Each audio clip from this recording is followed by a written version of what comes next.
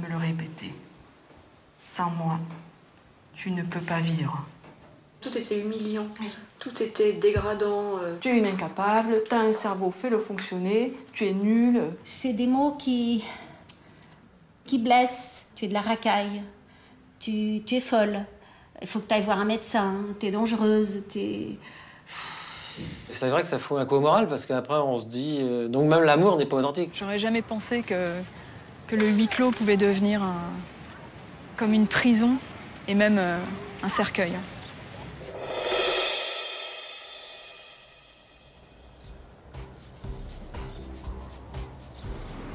Rodez, fin septembre.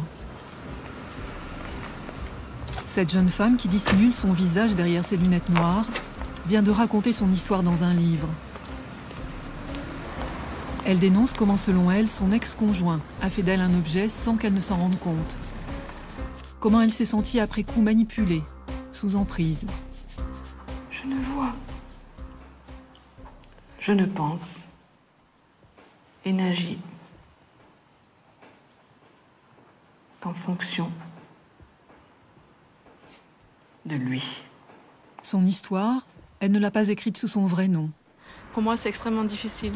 Parce que je dois dépasser ma honte, dépasser cette culpabilité qui m'habite. C'est dépasser le qu'en dira-t-on et oser montrer qui je suis réellement. Aujourd'hui, elle a décidé de ne plus se cacher.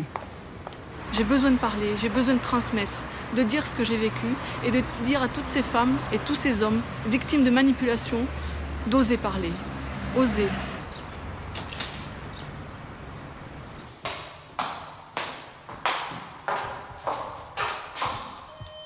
Oh, ils me connaissent sous le nom de Mathilde. Bonjour Mathilde. Bonjour. Tu vas bien? Ben ça va et toi? Merci, ça va bien. Bonjour. Bonjour Wendy. Comment vas-tu? Ça va bien. C'est bien d'être là, d'oser en parler. C'est très courageux de ta part. Alors aujourd'hui, pour moi, c'est un grand jour parce que je franchis un cap. Comme vous, il y a quelques années, j'étais comme vous, assise au même endroit, entourée de jeunes femmes, comme vous. Comme vous, j'avais peur. Comme vous, j'avais honte. Comme vous, je me sentais coupable. Et puis, j'ai éprouvé besoin d'écrire. Écrire pour me libérer. Ça a été un long travail thérapeutique. Donc j'ai écrit un livre. Je l'ai écrit sous le nom de Mathilde Cartel. Mais aujourd'hui, je ne suis pas Mathilde. Je suis Marie. J'ose me dévoiler et témoigner à visage découvert parce que je n'ai plus honte et j'ai envie de parler. La parole libère, la parole est nécessaire. Donc, voilà, je suis Marie aujourd'hui. Voilà. Ça a commencé rapidement après votre rencontre avec votre ex-mari? Il faut dire que je ne suis pas tombée amoureuse rapidement. Je sentais déjà quelque chose qui clochait, quelque chose qui ne me plaisait pas. Mais bon, c'est quelqu'un de très intelligent, très cultivé, qui rebondit sur tout, qui a des idées sur tout. Et moi, je me sens si faible, si fragile à côté. J'ai un tel manque de confiance en moi. Je ne m'aime pas, j'ai pas d'estime pour moi. Il me donnait un rôle qui me remplissait, un rôle qui me faisait exister. Et je suis tombée sous le charme, en fait. J'avais l'impression d'être utile. J'étais la femme la plus extraordinaire qu'il ait jamais rencontrée. La plus belle, la plus gentille, la plus intelligente. Au début, tout est beau, tout est rose. Et puis, peu à peu, il m'a mis sous son contrôle, sous l'emprise. On ne s'en rend pas compte. C'est très souterrain, on ne le voit pas venir. Frédéric non plus n'a rien vu venir. Depuis son divorce, cet ingénieur de 38 ans cherche à comprendre ce qui lui est arrivé.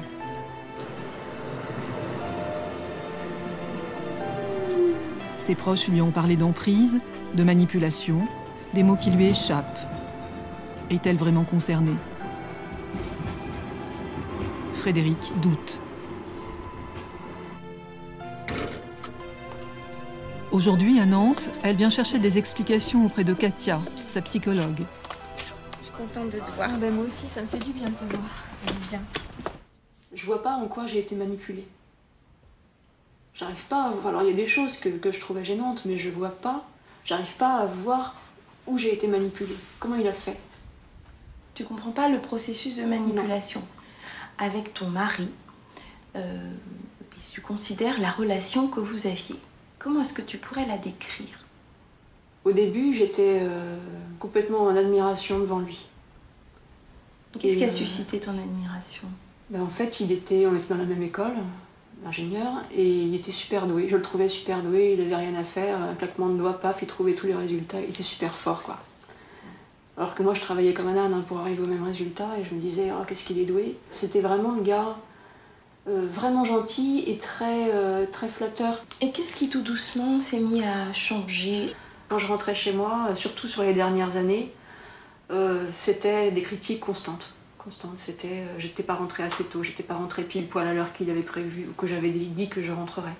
C'était le repas était comme ci, comme ça, pas fait ou bien pas bon.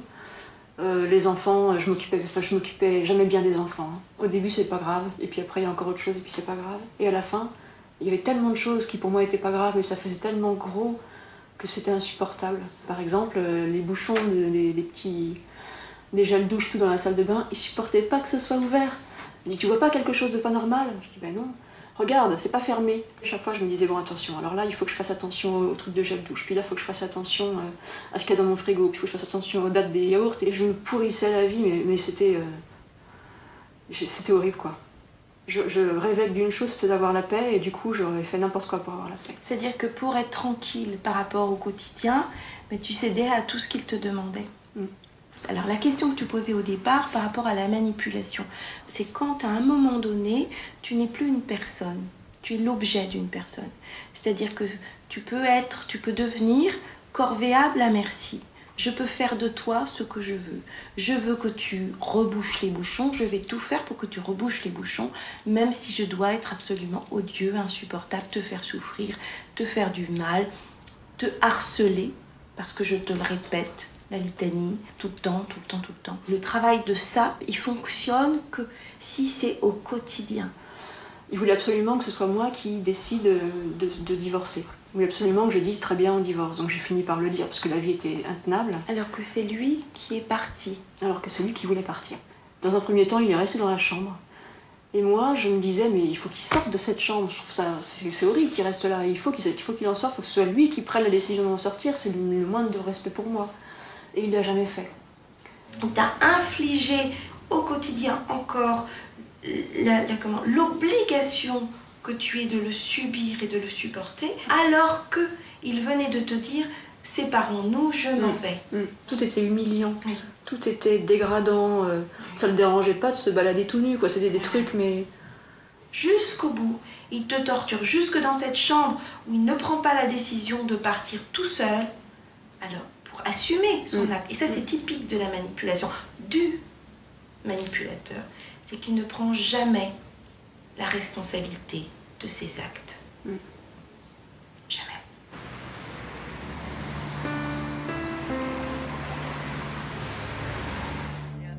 La manipulation au sein du couple, c'est la spécialité d'Isabelle Nazaraga. Comment j'ai pu me laisser manipuler comme ça pendant des années, me laisser exploiter, même escroquer, se diraient certains. Dans ses séminaires, cette comportementaliste explique les failles dans lesquelles ce processus s'installe sournoisement. Il y a des failles que nous avons tous. Et en fait, elles ne doivent pas être des failles si on tombe sur des gens normaux. L'ignorance est la première de ces failles. Pourquoi on est longtemps avec un manipulateur? C'est le fait qu'on ne sache même pas que ça existe. Einstein pourrait se faire manipuler. Donc c'est pas lié à votre intelligence. La spécialiste pointe aussi la culpabilité. Si vous-même, vous pensez trop que vous êtes responsable des choses qui ne vont pas dans votre vie, ça s'appelle la culpabilité, eh bien, un manipulateur va utiliser très facilement cette propension. La honte est encore une autre faille. Qu'est-ce qui fait que je peux rester longtemps avec un manipulateur? La honte. Moi, je détecte deux hontes chez les victimes. C'est la honte d'être soi-même, donc l'estime de soi très basse, à la base, avant même de rencontrer une manipulatrice ou un manipulateur. Et puis, on a honte, alors là, c'est une conséquence de ce qu'on vit avec le manipulateur. Et plus il est pervers, plus on se fait insulter, plus il y a d'obligations sexuelles qu'on n'apprécie pas et qu'on ne cautionne pas, plus c'est difficile de partager avec ses amis ce que l'on vit dans cette intimité qui est tordue déjà. Donc la honte, elle n'a aucune raison nécessairement de s'évaporer si on ne fait pas une chose. Est-ce que vous savez quoi? En parler? Ouais. Je n'ai pas d'autre choix à vous proposer. En parler. Et de parler de manipulateur, violence psychologique, subir. Enfin, vous voyez, des mots qui vous embêtent généralement. Parce que vous ne voulez pas donner une image de vous, de victime, et qui vous mettent en danger d'être rejeté. Car c'est ça la honte. Contrairement à la culpabilité, la honte, on n'en parle pas parce qu'inconsciemment, on se dit que si on en parle, les gens vont penser qu'on est taré, que ce n'est pas normal qu'on reste. C'est dans l'un de ces séminaires que Myriam, directrice administrative, a pris réellement conscience de l'emprise qu'exerce sur elle son mari. Vous ne verrez pas son visage. Aujourd'hui, elle vient lancer une procédure de divorce auprès d'une avocate spécialiste de la manipulation au sein du couple.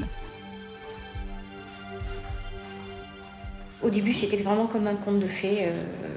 Mon mari était vraiment était adorable, très très proche de moi, me faisait tout le temps des compliments, tout se passait très bien. Et puis un jour, brutalement, je me rappelle, c'était un soir en vacances, il m'a dit d'un coup, mais tu n'aurais pas pris du poids?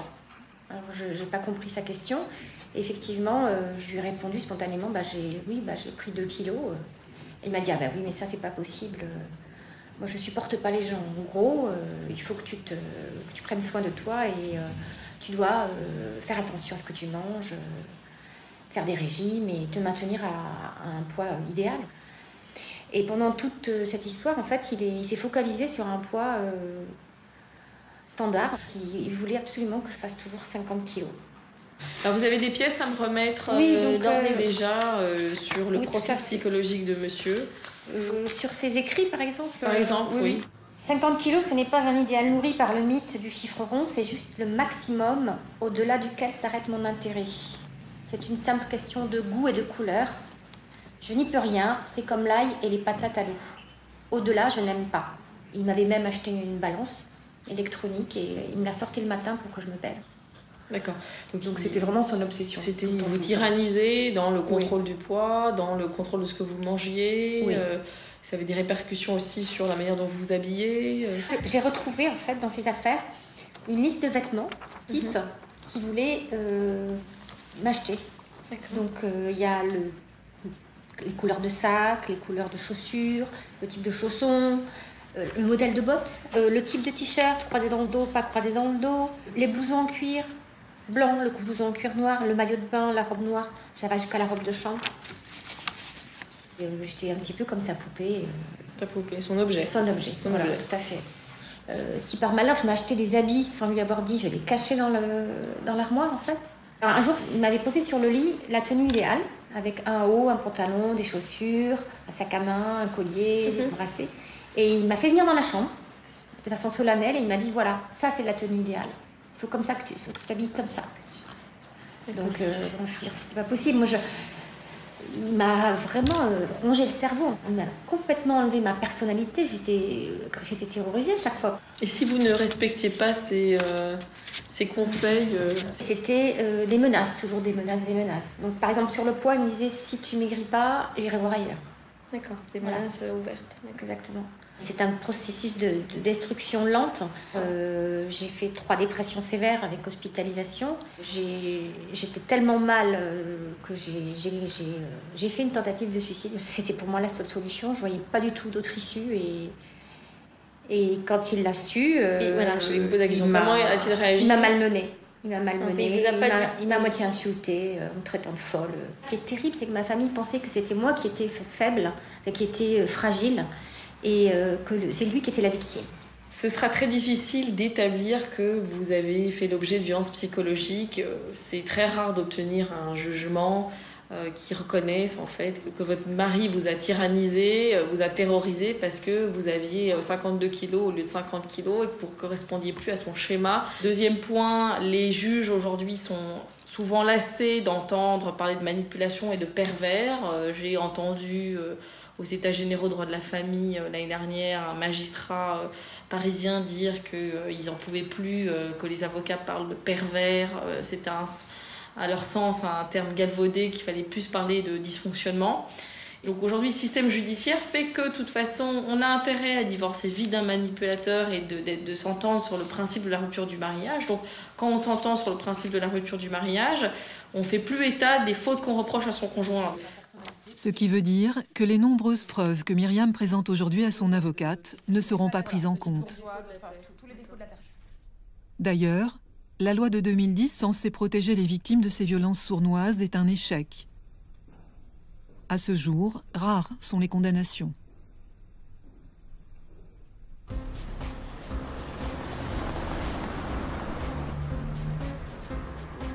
Au Centre d'information sur les droits des femmes et des familles, Marie poursuit son histoire d'emprise. J'ai 2 enfants, tout petits. Et là, c'est le coup d'accélérateur. Tout est contrôlé, y compris le compteur kilométrique, pour savoir si j'ai pris la voiture, où j'ai été, qui j'ai vu, ce que je fais, tout. Je lui dois des comptes sur tout. Je suis sans cesse appelée dans la journée pour savoir ce que je fais et ce que je dois faire. Je dois lui demander la permission. Est-ce que j'ai le droit? Les insultes fusent à longueur de journée. Tu es une incapable, tu as un cerveau, fais-le fonctionner, tu es nulle, et j'en passe. Tout ça, ça se passe bien évidemment dans le huis clos familial. Ça ne se passe pas devant les gens. Car il est important de préciser que cet homme, c'est quelqu'un de bien aux yeux des autres, tout à fait. C'est quelqu'un qui, en fait, qui est un excellent comédien, qui fait du théâtre, qui est tout le temps dans la représentation. La violence physique s'installe, je suis moins que rien, je suis isolée et c'est la descente aux enfers. Il s'avère que ma mère est venue passer quelques jours et elle m'a posé une question cruciale. Elle m'a dit, Marie, est-ce que ton mari te frappe? Et là, éhontément, je lui réponds, maman, s'il avait levé la main une seule fois sur moi, je serais partie sur le champ. Je la dépose à l'aéroport et je pleure. Au retour, je pleure. Je suis en train de réaliser que je mens à ma mère, je mens à tout le monde. Je suis devenue une experte du mensonge et je me mens à moi-même. Mais à quoi ça rime? Je ne sais plus.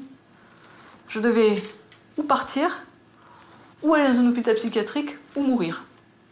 J'ai fait mes valises, j'ai pris les enfants, j'ai laissé un mot sur la table et je suis partie.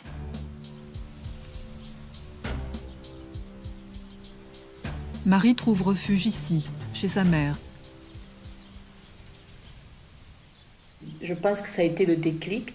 Je lui ai dit, Marie, viens à la maison, la porte est grande ouverte. Et je suis fière de moi, lui avoir donné cette liberté. Pour moi, c'est un malade. C'est un psychopathe. Il est tordu, on ne le reviendra jamais droit. Dans cette véranda ensoleillée, Marie éprouve le besoin d'écrire son histoire dans les moindres détails. Il ne cesse de me le répéter. Sans moi, tu ne peux pas vivre. Et je le crois. Cette fois pourtant, elle ne le croit plus.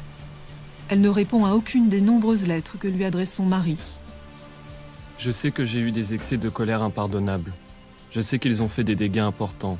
J'en souffre désormais car je ne peux plus les réparer. Le ton est d'abord coupable. J'ai l'impression aujourd'hui d'avoir 2 visages. Celui que je montre à ma femme et à mes enfants, et un autre. J'ai un sentiment profond de culpabilité. Puis séducteur.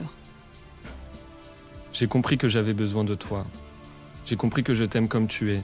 Je n'ai jamais cherché une autre femme. Je voudrais tout mettre en œuvre pour te reconquérir. Comme la première fois, je serai patient. Quand il comprend que Marie lui échappe, le ton change. J'ai tellement peur de ce que tu es en train de faire.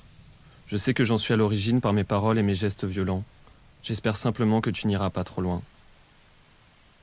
Quand il a compris que je ne répondais pas, que j'étais peut-être partie définitivement, Alors là, il est devenu beaucoup plus dur que ce que je pensais. Et il a fait tout pour me mettre des bâtons dans les roues. Récupérer les enfants, les prendre quand il voulait, les ramener quand il voulait. Et bien sûr, le chantage, la manipulation auprès des enfants. Je suis une mauvaise mère, je maltraite les enfants, je leur mens, je leur monte la tête contre lui. Enfin, tout ça. Oui. Aujourd'hui, Frédéric retrouve sa sœur Marie-Anne. C'est elle la première qui lui a parlé d'emprise et de manipulation. Le bébé avait 3 mois et en fait, le biberon était préparé. Lui prenait le biberon et regardait l'enfant hurler. Il regardait ma sœur avec le biberon dans la main et il ne le donnait pas au bébé. Il le laissait hurler pour lui montrer en fait le pouvoir qu'il avait sur elle, sur l'enfant, sur les autres enfants. Et c'était ça au quotidien. Et c'est absolument symbolique. Il est imposant, il domine tout, il contrôle tout. Et elle est toute petite en face et impuissante, quoi. C'est vraiment ça, le rapport de force, le pouvoir, le danger et la peur. La situation a commencé à devenir vraiment anormale pendant toute la période qui a suivi le moment où ils ont finalement acté qu'ils allaient divorcer et où lui s'est mis à avoir un comportement qui m'a paru totalement anormal et surtout vraiment sadique. Tous les jours, il la rabaissait, il lui disait qu'elle, de toute façon, elle était nulle, qu'elle n'arrivait pas à la cheville de sa nouvelle amie. Et tous les jours, c'est des humiliations comme ça, un peu inutiles, puisqu'on se disait, mais s'il avait décidé de partir, il n'avait qu'à partir. C'était avec ma sœur que je me sentais le plus de confiance pour aborder un sujet comme ça, et je savais qu'elle ne me jugerait pas, donc c'est elle que j'ai appelée. Elle était amorphe, dénuée de toute envie, elle n'avait plus envie de rien, plus envie de vivre en fait. J'aurais jamais cru qu'au sein d'un couple qui s'aime par définition, au départ en tout cas, on puisse mettre en place de tels mécanismes pour détruire l'autre. En fait, je ne pensais pas qu'un individu pouvait vouloir la mort intellectuelle, la mort psychique d'un autre être de façon aussi forte. Elle était tellement désespérée qu'elle nous a dit qu'elle avait pensé à se jeter dans le canal. En fait, la seule chose qui l'a retenue, c'est son bébé. Elle ne voulait pas l'abandonner, elle ne voulait pas le laisser. J'aurais jamais pensé que le huis clos pouvait devenir comme une prison et même un cercueil. Au départ, ça ne se voit pas. Et si on n'en a pas eu une expérience préliminaire, ça ne se sent pas. J'ai personnifié le manipulateur d'une façon extrêmement précise et cadrée, structurée, ce qui n'existe pas nulle part ailleurs. La comportementaliste a répertorié des critères révélateurs. Plus vous pointez de critères, plus vous êtes en mesure de détecter un comportement manipulateur. Il menace de façon déguisée et fait du chantage ouvert. Il mise sur l'ignorance des autres et fait croire à sa supériorité. Il ment. Il est égocentrique. Et les 30 caractéristiques, c'est une base indispensable pour pouvoir les déceler, les diagnostiquer. Il en faut 14 sur les 30.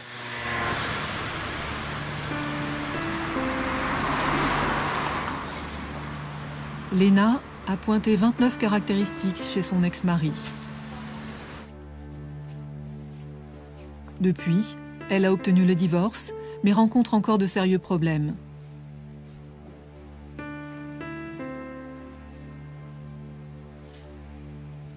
Pour l'instant, elle souhaite garder l'anonymat. Il m'a volé ma vie, tous mes rêves. Bon, maintenant, j'ai plus d'illusions, c'est fini. Quand il voyait que je souffrais trop, il venait, il s'asseyait à côté de moi et croisait les jambes. Et puis il me disait, j'aime te voir comme ça.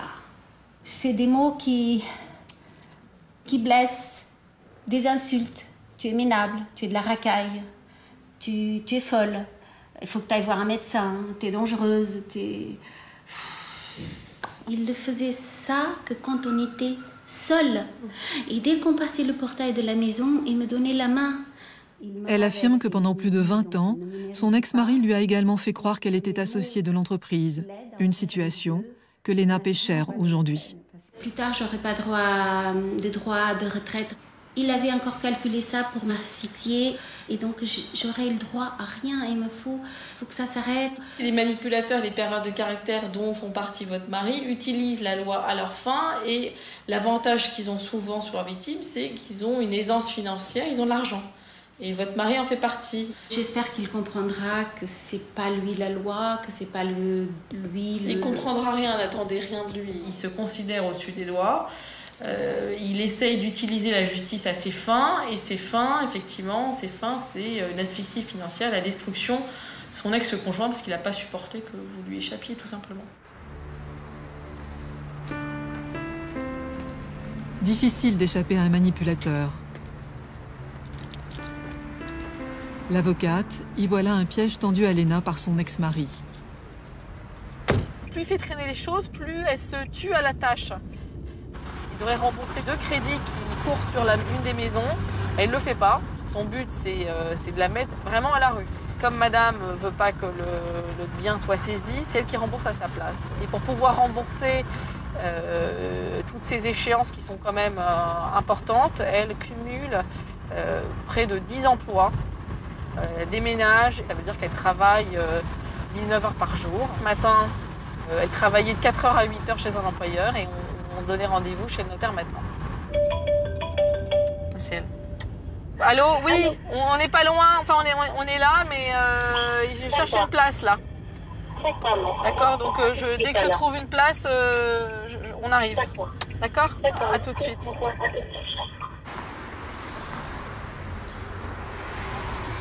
Mais enfin, en arriver à cette extrémité, c'est pas fréquent. Hein. Heureusement que ce ne sont pas tous les dossiers qui vont jusque-là. Elle est en face. Hein. Léna ! Bonjour Léna. Bonjour maître. Ça va, oui. Ça va très mal. J'ai foi en mon avocate qui va m'aider à me débarrasser de cet individu qui est un calculateur, qui est quelqu'un qui magouille pour détruire, que son plaisir, c'est détruire. On y va parce que je ne veux pas qu'on prenne de retard. Chez le notaire, l'ex-mari est présent et la réunion est tendue. Ça va aller. On a obtenu le procès verbal dont on avait besoin. C'est effrayant d'avoir à entendre, d'être obligé d'entendre tellement de mensonges, d'entendre un type, si on peut appeler ça un être humain, qui se pose en victime. Le document qu'on a obtenu aujourd'hui, ça va me permettre d'assigner devant le tribunal pour solliciter le partage judiciaire. La justice est très longue. C'est long. On a perdu 6 mois, au moins 6 mois. Oui. Dans les procès contre des manipulateurs, ils utilisent la justice à leur fin. Et leur fin, c'est quoi dans son cas? C'est effectivement de la détruire. Et comment la détruire? C'est je l'asphyxie financièrement parce que je ne paye rien de ce que l'ordonnance m'a dit de payer. Monsieur a tout fait de façon que la maison soit vendue par la banque et que moi je devienne SDF. Il savait très bien que c'était son objectif. C'était son objectif. J'étais sa chose. Comme j'ai continué à travailler, à lutter pour m'en sortir, il essaie de me détruire autrement. Soit il se sert de moi, soit il me détruit. C'est son objet. Et c'est son objet dans tous les sens du terme. Voilà. Et il n'a pas supporté qu'elle échappe et qu'elle survive, parce que vous survivez, qu'elle survive et qu'elle arrive à faire face à toutes les échéances auxquelles elle doit faire face. Et je sais. Il était persuadé que vous n'y arriverez pas. Marie aussi a survécu. Elle a obtenu son divorce ici, au palais de justice de Rodez. Une délivrance. Pour moi, je suis libre, ça y est, je suis partie. C'est fini. La justice n'est absolument pas informée de la manipulation, de ce que j'ai vécu pendant toutes ces années. D'ailleurs, lorsque j'ai décidé de divorcer, mon avocat m'a fortement conseillé pour que la procédure aille plus vite, d'accepter le principe de la rupture du mariage sans considération des faits à l'origine. Une procédure qui a pourtant montré ses limites s'agissant de ses enfants. Mes enfants, en revanche, sont toujours tenus d'aller chez leur père. Ma fille, à un moment donné, ne voulait plus y aller et donc elle a demandé à être entendue par un juge et elle a exprimé son souhait de ne plus se rendre chez son père. Sa petite fille a 10 ans lorsqu'elle écrit cette lettre. Madame le juge, Je souhaitais vous informer que ces vacances, je ne veux pas aller chez mon père, car il me fait peur, il me met la pression. On peut s'attendre à tout avec lui. Il peut nous taper à tout moment. Pour nous faire peur, il peut jeter juste un regard sur nous et nous voici à nouveau à carreau. La dernière fois qu'il a tapé mon frère, c'était quand il avait écrit des murs, comme cela. J'ai aussi des idées noires, suicide, quand je vais chez lui. J'espère de tout cœur que vous ayez compris. Cordialement. La réponse de la juge est claire. Elle veut des preuves. Il faut démontrer l'existence de motifs graves, écrit-elle dans ce courrier. Mes enfants sont extrêmement déçus par la justice, car ils ont l'impression de ne pas avoir été entendus par la justice. Ils se sont fait une raison, je dois y aller, puisque la justice en a décidé comme ça, donc ils y vont. C'est un père dictateur, autoritariste, plus que rigide, je dirais violent. Ça les muselle, ça les empêche de parler, ça les empêche d'être libres. Le pervers va créer volontairement la peur, comme un terroriste va créer la peur. Sous ce mot peur, c'est anxiété, crainte, appréhension, terreur pour ceux qui sont victimes de manipulateurs pervers de caractère. Angoisse, parce qu'il peut y avoir l'angoisse de mort. C'est morbide d'être avec un manipulateur.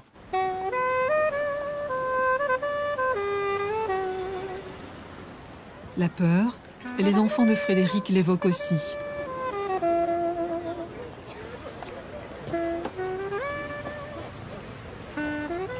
Les enfants ont écrit au juge en demandant à être entendus. Surtout ma fille aînée qui a 10 ans maintenant attend ça vraiment avec impatience parce qu'elle souffre beaucoup. Sa souffrance, l'enfant l'a confiée à son ancienne nourrice qui témoigne aujourd'hui. Sa petite fille m'a raconté qu'elle souhaitait avoir de l'intimité dans la salle de bain et donc s'enfermer à clé. Son père ouvrait la porte avec un outil pour entrer dans la pièce et estimait que tout le monde pouvait y entrer. Ce petit manège a cessé lorsqu'elle a menacé de tout raconter au juge. Il n'a jamais été violent physiquement, par contre il est capable d'être très violent psychologiquement. Une violence psychologique qui apparaît clairement dans cet autre témoignage. Depuis qu'elle sait qu'elle va être écoutée par le juge, je la trouve soulagée, plus sereine. Mais elle m'a dit avoir très peur des conséquences. Son père la menaçant. Si tu parles et si tu prends un avocat, tu vas voir ce qui va t'arriver. La pire chose qui puisse vous arriver, c'est de faire un enfant avec un manipulateur. C'est un moyen de pression. Il ou elle n'aime pas les enfants. Ses enfants, même ses enfants.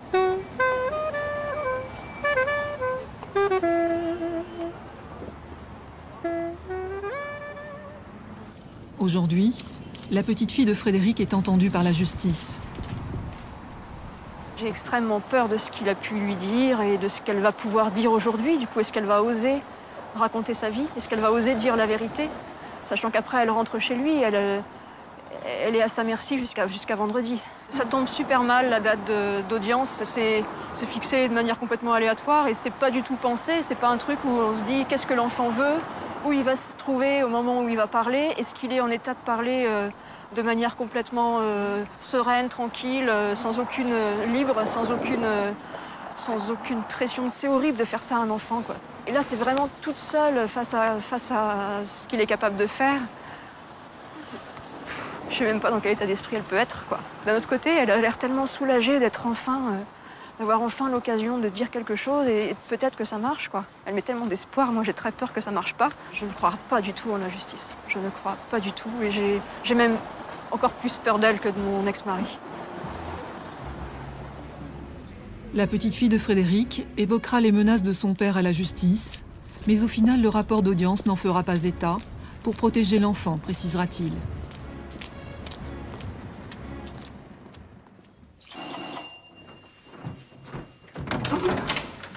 À Paris, la comportementaliste reçoit Léo, 8 ans. Ça va, je vous remercie. Aujourd'hui, je voudrais savoir comment est-ce que tu vis la séparation de ta mère et de ton père, sachant que ta mère a été une personne très très difficile à vivre. Est-ce qu'aujourd'hui tu te sens différent que quand tu étais venue il y a 1 an? Oui, je me sens très différent. Je me sens plus libre. Quelles étaient les limites et les règles que ta mère te mettait? Il mettait que si je faisais une petite bêtise, juste sans faire exprès, par exemple, renverser mon verre d'eau, sans faire exprès, il me tapait. Seulement quand mon père n'était pas là. Ouais, c'est ça. Et alors, est-ce que tu arrivais à le dire à ton père ou tu cachais ça à ton père? J'arrivais à le dire à mon père. Le soir même? Non. Non, j'attendais un petit peu. Il a osé lui en parler à elle? Tu te souviens? Oui, oui. Elle n'était pas très contente. Ça servait à rien. À chaque fois que mon père était parti au travail. Ouais. Et maintenant, ça m'arrive plus. Ouais. Est-ce qu'elle saurait tes devoirs, en fait? Elle fait exprès de se tromper. Ou elle fait exprès de se tromper, ou elle fait exprès de te trouver une faute alors que t'en fais pas? Ah oui, c'est ça. Elle fait ça pour qu'après j'ai des mauvaises notes. Elle fait ça juste pour que j'ai sur mon livret je redouble.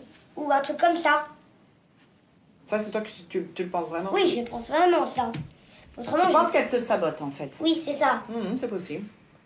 Est-ce qu'à l'époque, tu t'es dit, c'est pas normal? Oui, je me suis dit que c'était pas normal qu'elle me fait faire des fautes. Et qu'à l'école, j'arrive, la maîtresse me corrige et je regarde plein de fautes. Comment tu te sentais? Je me sentais un petit peu nulle. Est-ce que tu as compris, avec tes mots à toi, avec ta réflexion à toi, ce que c'était que la manipulation?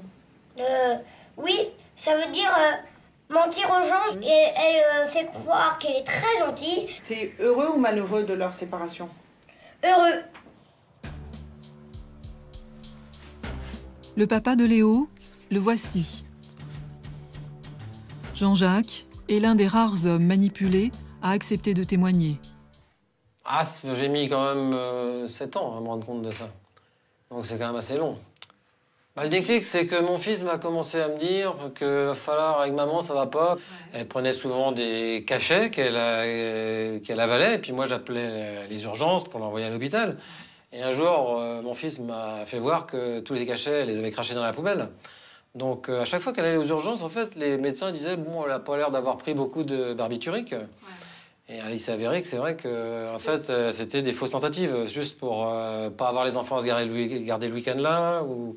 C'est vrai que c'est des personnalités assez narcissiques qui ont besoin qu'on s'occupe d'elles. Une fois, elle avait même fait une tentative de suicide pour un anniversaire. Pour une fausse tentative, elle a dit qu'elle allait sauter par-dessus la terrasse, alors que la terrasse, elle fait que 1,50 m de haut. Donc, il y a plein de copains que j'avais, ou des copines qui ont disparu de la circulation. Je ne sais pas pourquoi, je les appelais, ils ne me répondaient plus. Ces motivations, je pense que c'est de m'isoler, quoi. De ne plus avoir de copains, de ne plus avoir de repères, et avec un objectif qu'elle soit entretenue par moi et qu'elle ne s'occupe même pas de ses enfants. C'est vrai que ça fout un coup au moral, parce qu'après, on se dit... donc même l'amour n'est pas authentique. Donc tout est faux, dès le début. Ouais. Que ça soit même faux avec ses enfants, on se dit, pour une mère, en plus, on se dit, comment ça peut exister? Jean-Jacques a demandé le divorce. Il est l'un des rares hommes à avoir franchi le seuil du cabinet de l'avocate Karine Dupont-Renner. Peu de femmes manipulatrices, mais il y en a quand même. La vôtre, elle est quand même assez gratinée, puisqu'elle aurait 29 caractéristiques. Et elle a été décrite par les voisins de manière assez éloquente. Madame est une personne qui souffre d'un manque d'équilibre certain, qui tout à coup peut se montrer très agressive et violente envers son entourage. Pendant les premiers temps où je l'ai fréquentée, j'ai vraiment pensé qu'elle était dépressive. Mais après, je me suis rendu compte que tout n'était que comédie et mensonge. C'est que cette attestation nous a énormément aidés. On voit bien le caractère de madame qui est un double visage. Oui, elle a toujours refusé de travailler parce qu'en fait, elle a trouvé en quelque sorte la bonne poire pour travailler à sa place. Hein. Oui, c'est vrai. Les enfants, comment ça se passe aujourd'hui depuis que leur mère n'est plus à la maison? Mon fils aîné, ça arrive quand même que, comme il a vu plein de... Il a été victime. Il a vu plein d'insultes, témoins d'insultes et tout ça pendant pas mal de temps. Donc ça peut arriver quand même que des fois, il peut même m'insulter. Maintenant, l'essentiel est quand même sauvegardé. Dès lors que la résidence des enfants est fixée chez vous, qu'elle n'a plus de possibilité d'exercer sa nocivité en fait, sur les enfants. Les enfants sont plus sous son emprise.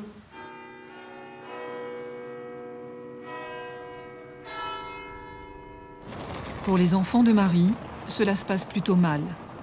Depuis 15 jours environ, ma fille ne se sent pas bien. Elle a des crises d'angoisse qui se terminent par des malaises.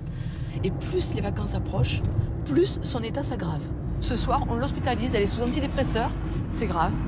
Maintenant, c'est le corps qui parle. Elle ne veut pas aller aller chez son père. Il y a 3 ans, ma fille a vu un juge, elle a parlé devant le juge, elle a dit ce qu'elle vivait auprès de son père. Ma fille n'a pas souhaité que ses propos soient rapportés à son père. Le dossier s'est arrêté là. Il a été décidé que les enfants continueraient à aller voir leur père normalement. Depuis 3 ans, c'est le mutisme complet devant son père. C'est la fuite. Elle ne peut pas l'affronter et mon fils non plus. En toute impunité, il agit, il continue à manipuler les enfants, à les terroriser. Il les manipule comment? Par la peur. Son objectif, c'est que les enfants ne parlent pas. C'est d'avoir les enfants sous son contrôle le plus total. Donc je vais chercher des attestations parce que la justice demande des faits. La parole des enfants ne suffit pas. Donc je vais voir le principal aujourd'hui. Bonjour madame. Le rendez-vous avec le principal du collège va durer 1h30.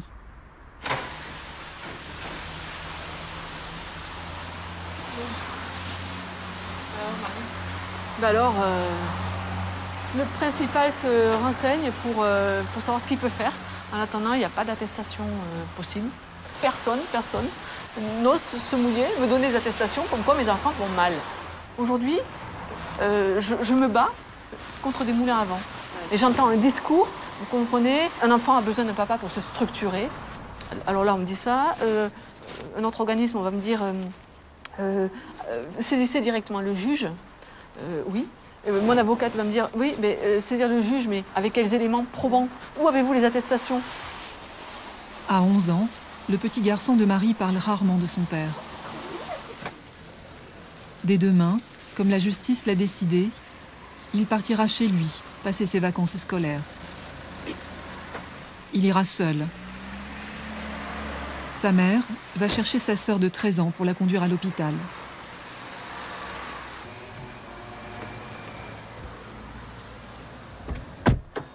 Désolée, je vous appelle maintenant, mais j'arrive là. J'avais un rendez-vous à 17h et je viens de la récupérer au collège. J'attendais parce qu'elle était vraiment mal. Donc c'est l'infirmière et la CPE qui l'ont descendue. Donc j'ai dû attendre ma démarche et c'est pour ça que j'ai un petit peu de retard. Pendant tout le trajet, sa fille ne dira pas un mot. Le non-dit alimente la manipulation, conforte la manipulation, assoit la manipulation. Il faut parler.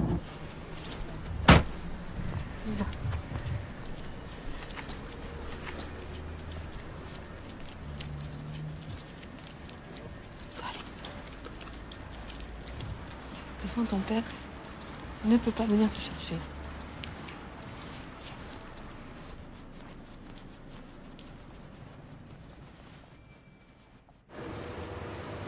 En région parisienne, les enfants de Jean-Jacques, eux, sont désormais hors de danger.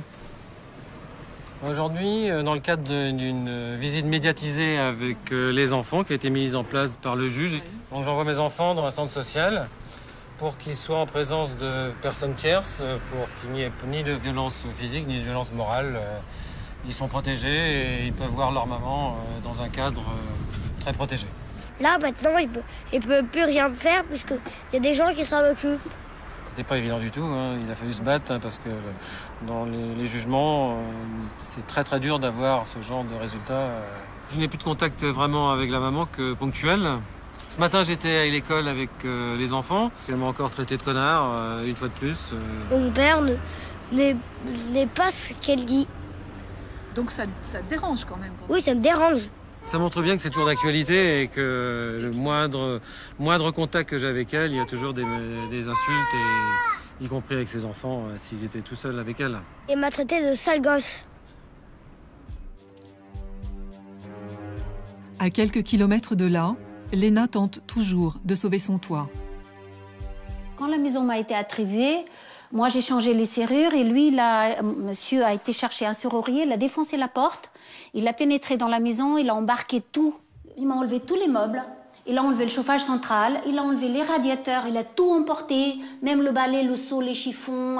Il m'a laissé juste mon lit parce qu'il était caché chez ma voisine. Quand on se voit traqué comme ça, comme traqué par lui, et la justice le permet, on a envie que tout s'arrête. On a envie de se débarrasser de tout ça et de soi-même. Et ça, c'est ce qu'il veut, lui. L'avocate de Léna a sollicité une audience exceptionnelle. Aujourd'hui, elle espère mettre un terme à cette affaire. Ouais. Tu es pas en retard, je suis désolée. Non, mais ça va aller. Ça va. Bon. Monsieur est là.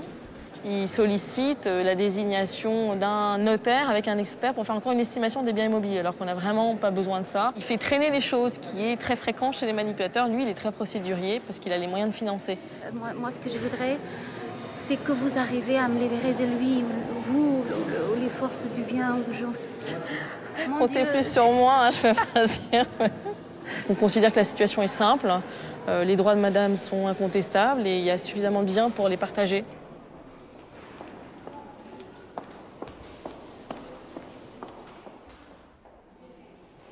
À la sortie de l'audience, Léna est bouleversée. Elle est insupportable. Si je pourrais crier et que mon cri enveloppe la terre, je dirais à tous les juges, faites gaffe, ils mentent trop bien, sans aucun scrupule.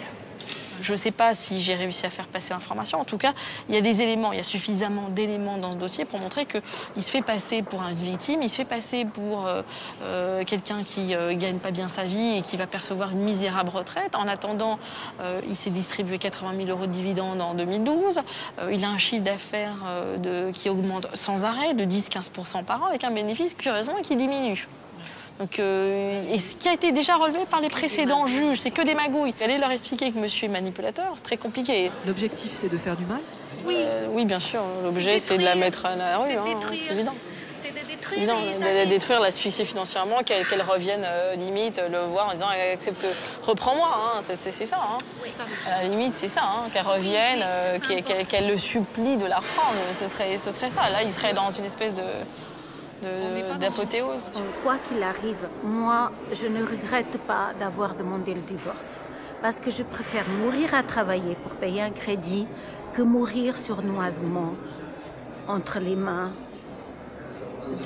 d'un monstre. C'est un monstre. On va y arriver. On a tous les éléments. Des éléments, le tribunal va pourtant en demander encore.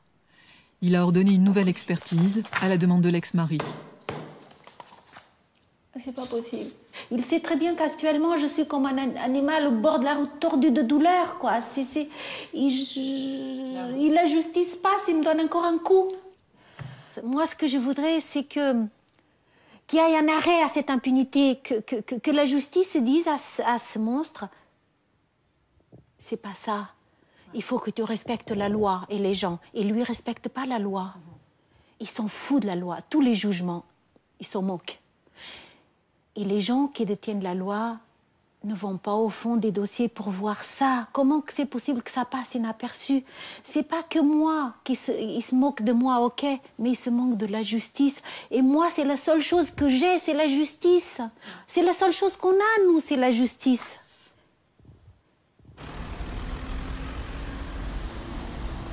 À Rodez, Marie a toujours du mal à convaincre. C'est terrible. Qu'est-ce que tu veux que je dise? Écoutez mes enfants, est-ce que c'est beau ce qu'ils disent? Est-ce que c'est supportable pour une mère? Sa fille est encore en proie à des malaises. C'est occulte, c'est souterrain, mais c'est de la manipulation de haut vol. Aujourd'hui, Marie se sent bien seule.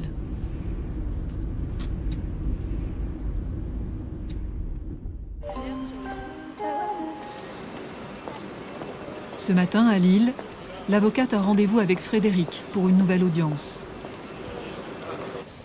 Cette fois, elle va demander la suppression de la garde alternée pour sa petite fille qui a dénoncé les menaces de son père.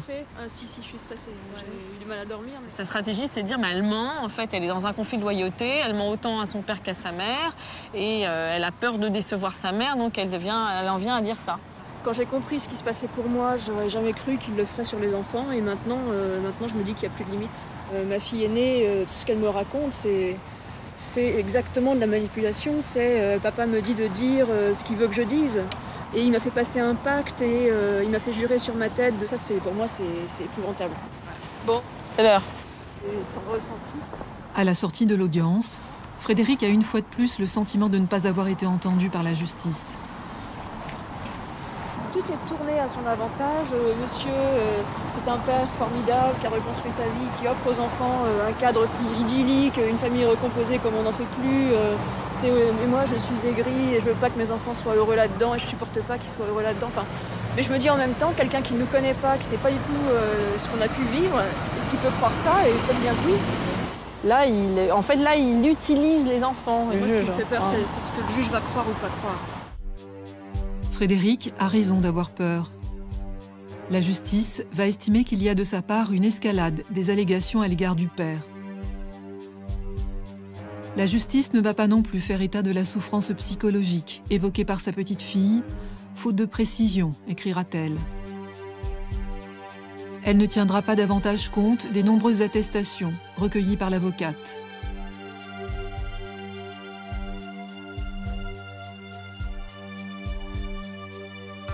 Mais alors, comment prouver l'emprise, la manipulation? Comment démontrer à la justice les comportements destructeurs? En France, tous les spécialistes du comportement sont d'accord sur un point. La perversité est une pathologie grave aux conséquences destructrices. À la justice désormais de la prendre en considération et de trouver les moyens de la condamner.